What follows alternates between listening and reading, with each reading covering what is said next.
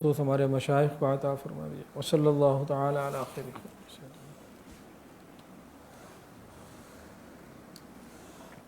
کریں شروع. بس میں چند سیکنڈ بعد شروع کر رہا ہوں. پہلے تو بیان ابھی لائیو تو نہیں جا رہا نا, پہلے تو یہ لائیو کر دیں, اس کو مکمل کر کے نا پھر میں نے ایک یہ 5 منٹ کا 4 منٹ کا کلپ ریکارڈ کروانا ہوگا, ٹھیک ہے. پھر اس کے بعد آپ سحری کے لیے جا سکتے ہیں. سحری یہاں کرنی ہے تو 3 گھنٹے کا بیان بھی ہو سکتا ہے.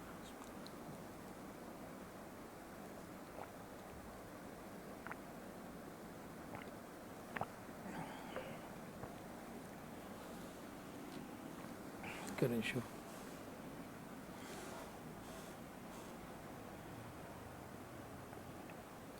الحمد للہ وکفا وسلام علی عبادہ الذین اصطفى اما بعد فاعوذ باللہ من الشیطان الرجیم بسم اللہ الرحمن الرحیم.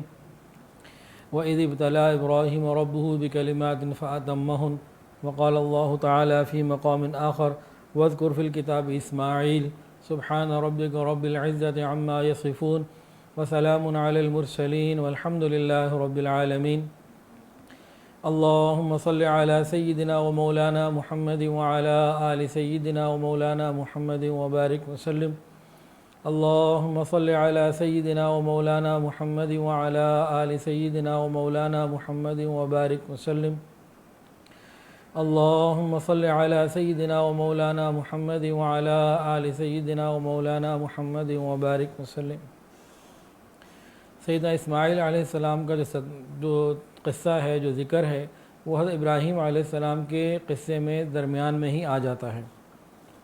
اللہ رب العزت فرماتے ہیں, اور یاد کرو اس وقت کو جب ابراہیم کو ان کے رب نے آزمایا چند باتوں میں. بکلمات سے کیا مراد ہے؟ 3 قربانیاں تو آپ سن ہی چکے ہیں. ایک آگ میں ڈالا جانا, ایک بیوی اور چھوٹے بچے کو ایک بیابان میں چھوڑنا, اور تیسرا بچے کو اللہ کے نام پر ذبح کر دینا. اس کے لیے وہ خواب سچ کر دکھائے. 3 باتیں تو یہ ہیں. یہ تو انتہائی معروف ہیں, لیکن اس کے اندر کچھ اور بھی تفصیل ہے. اللہ اکبر کبیرہ. صحابہ اور تابعین سے جو بات منقول ہے وہ حضرت ابراہیم علیہ السلام کے 30 امتحانات تھے, علمی, عملی اور اخلاقی. 30 امتحانات. وہ قرآن مجید میں 3 الگ الگ مقامات پر 10 اور 10 باتیں ہیں. ان کا میں ابھی مختصر سا ذکر انشاءاللہ العزیز کروں گا.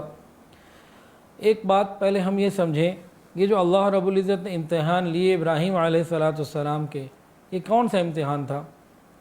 ہمارے ہاں جو کالج یونیورسٹیز میں, اسکولوں میں, مدارس میں امتحان ہوتے ہیں, وہ کون سے امتحان ہوتے ہیں؟ وہ انسان کے ذہن کے امتحان ہوتے ہیں کہ اس کو علم کتنا ہے, ٹیکنیکل چیزوں کو کتنا سمجھ گیا ہے, اور اس کی ذہانت کا اصل کے اندر امتحان ہوتا ہے.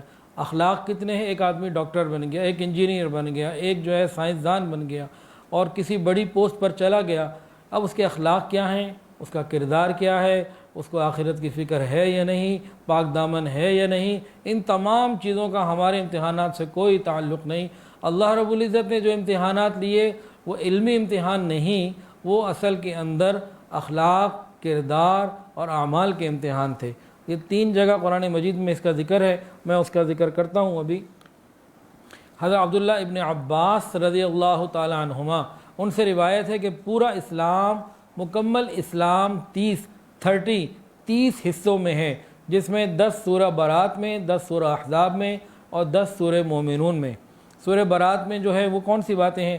التائبون العابدون الحامدون السائحون الراکعون الساجدون الآمرون آمرون بالمعروف والناہون عن المنکر والحافظون لحدود اللہ وبشر المؤمنین.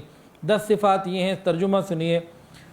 وہ ایسے ہیں جو توبہ کرنے والے, عبادت کرنے والے, حمد کرنے والے, روزہ رکھنے والے, رکوع کرنے والے, سجدہ کرنے والے, نیک باتوں کی تعلیم کرنے والے, بری باتوں سے روکنے والے, اللہ کی حدود کا خیال کرنے والے. یہ 10 امتحان تھے ابراہیم علیہ السلام کے, جس میں وہ کامل کامیاب ہوئے. فَأَتَمَّهُنَّ. سورہ مومنون کی 10 صفات کون سی ہیں؟ قَدْ أَفْلَحَ الْمُؤْمِنُونَ الَّذِينَ هُمْ فِي صَلَاتِهِمْ خَاشِعُونَ. ترجمہ سن لیجئے. یقیناً ان مسلمانوں نے فلاح پائی جو اپنی نمازوں میں خشوع و خضوع کرنے والے ہیں, جو فضول باتوں سے دور رہتے ہیں, غیر ضروری باتوں سے مکمل اجتناب کرتے ہیں، جو اپنے آپ کو پاک کرنے والے ہیں اور اپنی شرم گاہوں کی حفاظت کرنے والے ہیں، امانتوں کا اور اپنے امانت رکھنے والے ہیں اور اپنی زبان کا وعدوں کا پاس کرنے والے ہیں، جو اپنی نمازوں کی پوری پابندی کرتے ہیں، یہی لوگ جنت کے وارث ہیں۔ اور آخری 10 سورہ احزاب میں ہیں، ان المسلمین والمسلمات والمؤمنین والمؤمنات والقانتین والقانتات، بے شک اسلام کے کام کرنے والے مرد اور عورتیں، ایمان لانے والے مرد اور عورتیں، فرما برداری کرنے والے مرد اور عورتیں، راست باز سچے صاف بات کرنے والے مرد اور عورتیں، صبر کرنے والے مرد اور عورتیں، خشوع کرنے والے مرد اور عورتیں، خیرات کرنے والے مرد اور عورتیں، روزہ رکھنے والے مرد اور روزہ رکھنے والی عورتیں، اپنی شرم گاہوں کی حفاظت کرنے والے مرد اور عورتیں، اللہ کو خوب کثرت سے یاد کرنے والے مرد اور عورتیں، ان کے لیے اللہ نے مغفرت اور اجر عظیم۔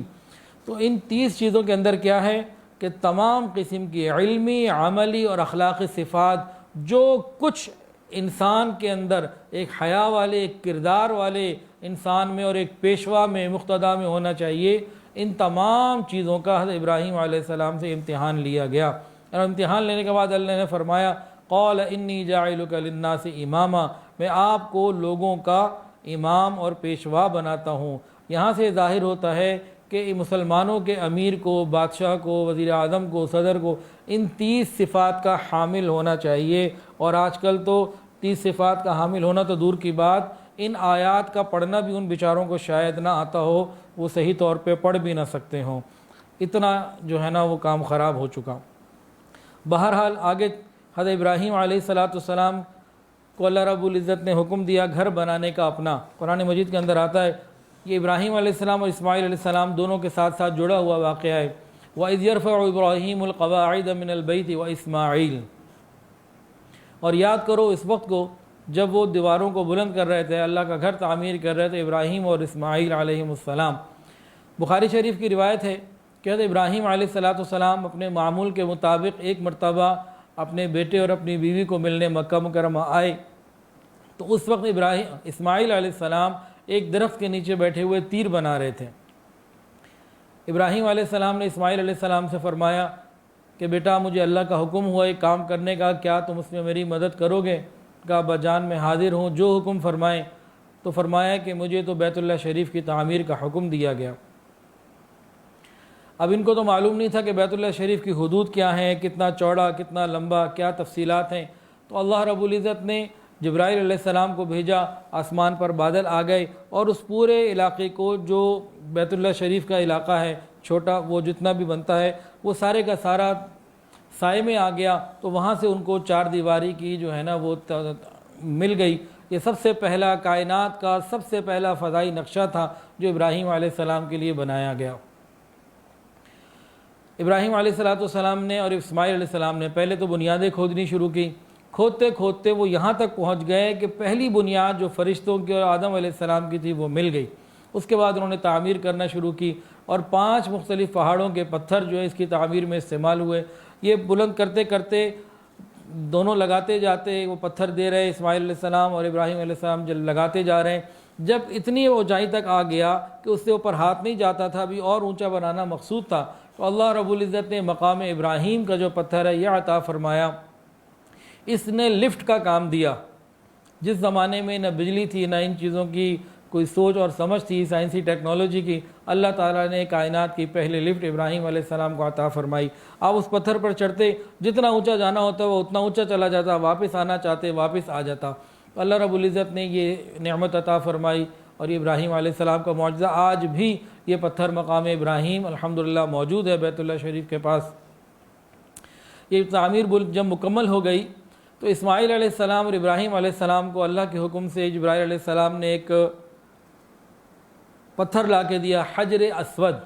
بعض کتابوں میں کہ ان لوگوں نے تلاش کیا، بہرحال یہ جنت کا پتھر تھا، یہ دونوں پتھر ہی جنت کے ہیں۔ اس کو جہاں سے طواف شروع کرنا ہوتا ہے، ابراہیم علیہ السلام نے اس کو پھر وہاں پہ فٹ کیا۔